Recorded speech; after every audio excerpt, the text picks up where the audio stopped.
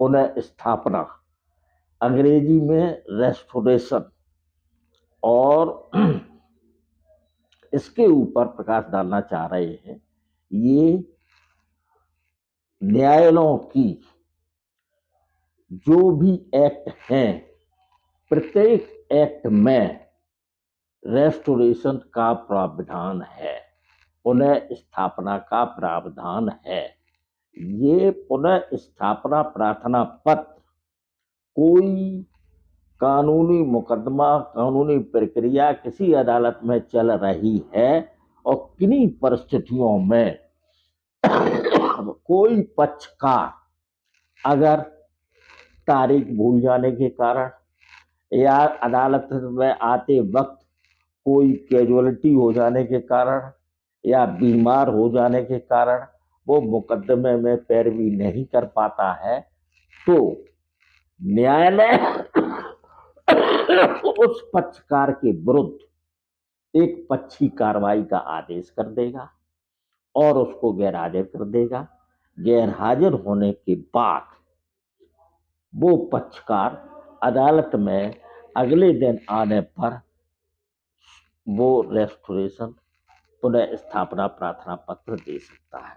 अब यहीं पर एक चीज और मैं आपको बताऊं कि पुनः स्थापना प्रार्थना पत्र देने की समय सीमा अलग अलग है। जिस तरीके से राजस्व संहिता में 30 दिन जानकारी 30 दिनों में, और किन्हीं किन्हीं सीपीसी वगैरह में 90 दिन है, कहीं कहीं अलग समय सीमा, तो उसको मैं डिफाइन इस वक्त नहीं कर पाऊंगा क्योंकि वो बहुत सारे एक्ट हैं, बहुत सारे एक्टों में मुकदमे चलते हैं। तो केवल इतना मैं बताए दे रहा हूं कि पुनः स्थापना प्रार्थना पत्र तभी दिया जाता है जब कोई पक्षकार उस मुकदमे की उस लगी हुई तारीख को पैरवी नहीं कर पाता है और अदालत उसके विरुद्ध एक पक्षी कार्रवाई का आदेश दे देता, या वो मुकदमा उसकी अनुपस्थिति में निरस्त कर देता है, या पैरवी करने से रोक देता है। ऐसी स्थितियों में पुनः स्थापना प्रार्थना पत्र दिया जाता है, जो जानकारी के बाद अलग अलग एक्टों में अलग अलग समय सीमा है, उस समय सीमा के अंदर दिया जाता है। और रेस्टोरेशन प्रार्थना पत्र के साथ बलपूर्वक अपनी बात रखने के लिए, सारगर्भित अपनी बात रखने के लिए एक शपथ पत्र भी दिया जाता है, जिस शपथ पत्र में जिन कारणों से अदालत में न आने का आपने निवेदन किया है कि मैं इस कारण से नहीं आ पाया हूं, उस कारण को शपथ पत्र के द्वारा अपनी बात को रखते हैं और कहते हैं कि मैं आ रहा था तो रास्ते में एक्सीडेंट हो गया, इस कारण अदालत में नहीं आ पाया, या मैं बीमार हो गया था इस कारण अदालत में नहीं आ पाया था, या मैं तारीख भूल गया था इस कारण नहीं आ पाया था। तो जितने भी कारण हैं उन कारणों को प्रार्थना पत्र में दर्शित करने के बाद इस आशय का एक शपथ पत्र भी दाखिल करना होता है, जिससे कि अदालत ये मान ले कि ये बात अपनी सही रख रही है। और उस प्रार्थना पत्र पर सुनवाई के वक्त न्यायालय अगर कारण उचित समझता है और घटना उचित समझता है तो उसको निःशुल्क पुनः पैरवी की अनुमति देगा, और अगर अदालत ये समझती है कि इसको अवसर देने पर दूसरे पक्ष का नुकसान हुआ है, दूसरे पक्ष की आर्थिक हानि हुई है, तो आर्थिक दंड देकर वो पुनः स्थापना पत्र स्वीकार किया जाएगा कि इतने हर्जाने पर ये प्रार्थना पत्र स्वीकार किया जाता है। तो वो हर्जाना दूसरे पक्ष को अदालत दिलवाती है कि तुम्हारा ये नुकसान हुआ है तो ये भरपाई ये करेंगे, और अदालत ने कोई हर्जाना किया और उस हर्जाने को अदा किए बगैर अगर वो पैरवी करना चाहता है तो अदालत उसको पैरवी नहीं करने देगी। पहले हर्जाना दिलवाएगी दूसरे पक्ष को, तब पैरवी का अवसर दिया जाएगा।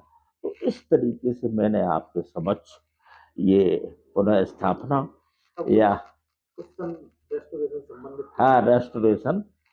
हाँ, पहली बात ये है कि अगर मान लीजिए किसी का उत्तराधिकार दाखिल खारिज हुआ हाँ, और उसने ध्यान नहीं दिया, हाँ, उसे पता चला 10 साल बाद, तो वो रेस्टोरेशन दे सकता है? हाँ, देखिए, पहली बात तो ये है कि उत्तराधिकार उत्तर प्रदेश राजस्व संहिता में इससे पूर्व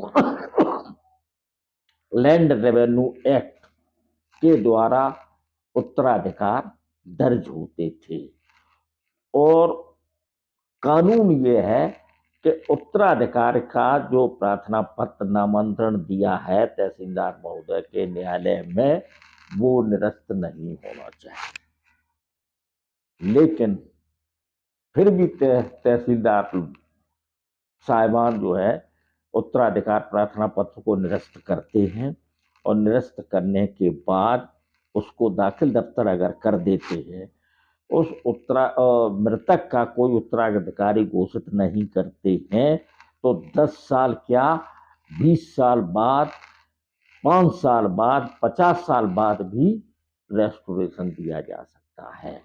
क्योंकि कोई भी जमीन बगैर मालिक के खतौनी में दर्ज नहीं होगी, और जो खातेदार था वो मर चुका है, तो उसके वैधानिक वारिस उसकी जगह दर्ज होंगे, तो वो खोजना राजस्व न्यायालयों का कर्तव्य है कि वो स्वतः कार्रवाई करके या किसी के प्रार्थना पत्र पर या विपक्षी के किसी प्रार्थना पत्र पर उस मृतक के वारिस को दर्ज कर। तो सर, मेड़बंदी में रेस्टोरेशन हो सकता है? हाँ, इसी तरीके से एक धारा है मेड़बंदी। तो मेड़बंदी उत्तर प्रदेश राजस्व संहिता की सेक्शन 24 के अंतर्गत मेड़बंदी होती है।